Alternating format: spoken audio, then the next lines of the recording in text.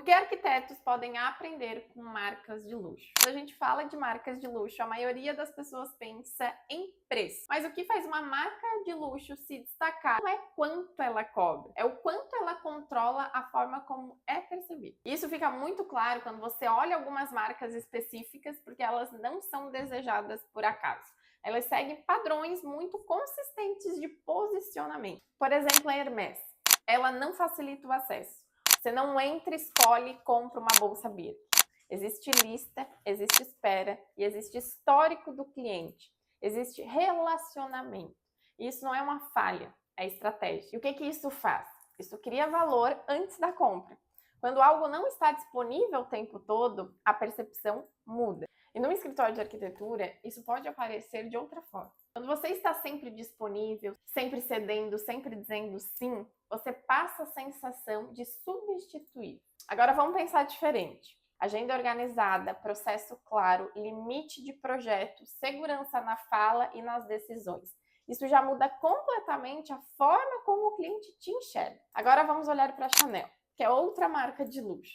Ela pode mudar coleção, campanha, cenário, publicidade, mas você sempre reconhece as cores, o estilo, a postura, a comunicação. Essa consistência faz com que você não precise explicar, você bate o olho e já sabe o que é. No escritório, isso quase não acontece. Um post de um jeito, uma apresentação de outro, um projeto com uma linguagem, outro completamente diferente. E aí nada fixa, nada vira identidade. É aqui que está o segredo. Quando a gente fala sobre processos, sobre padronizações, a gente não está falando que vai seguir tudo uma mesma linguagem, mas aqui a gente está falando sobre facilitar o dia a dia e também fazer o seu cliente enxergar o porquê da decisão dele em cima do seu escritório, em cima do seu trabalho. Isso aqui está muito atrelado à experiência do seu cliente, a ele querer comprar de você e passar pelo seu processo, pelo processo do seu escritório.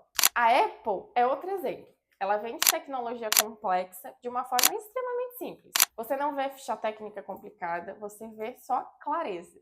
Isso é muito aplicável na arquitetura, porque a maioria dos arquitetos apresenta projeto de forma técnica demais. Às vezes até na própria proposta. Fala sobre nomes técnicos, planta, layout, render, 3D. São coisas que o cliente leigo, ele não vai entender. Nós que somos arquitetos, nós entendemos, mas o seu cliente que é leigo, ele não vai entender esses termos técnicos.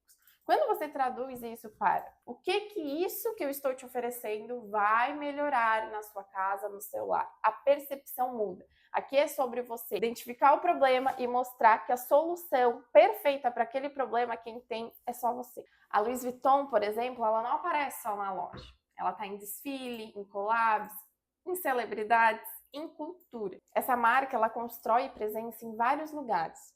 No escritório, muita gente depende só do Instagram e isso limita muito. A presença não é só sobre post, redes sociais, estar presente por ali. É indicação, é evento, é parceria, é relacionamento, é conexão. E aqui a gente sempre fala sobre o tal network.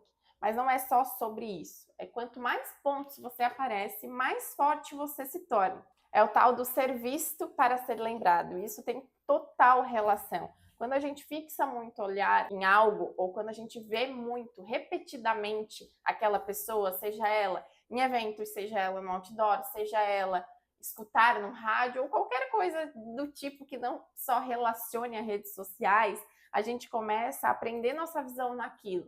E às vezes quando a pessoa te pedir uma indicação ou perguntar sobre um arquiteto, muitas vezes ela vai lembrar de você, de tanto te ver repetidamente em vários lugares.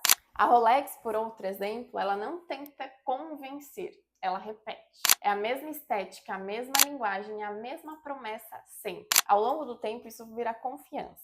No escritório, o problema é querer mudar toda hora. É a gente querer testar, ficar mudando, entregar uma coisa, entregar outra. Testa um monte de coisa, muda, testa outra e não sustenta nada o suficiente para virar percepção, para virar um processo contínuo e para a pessoa bater o olho e pensar, é aquilo que eu quero. Quando você junta tudo isso, começa a perceber um padrão. Essas marcas, elas não dependem só do produto, elas constroem um sistema de percepção. O tal do desejo, de se sentir desejado em ter aquele produto, em ter aquela marca. No escritório de arquitetura, o projeto ele é só uma parte.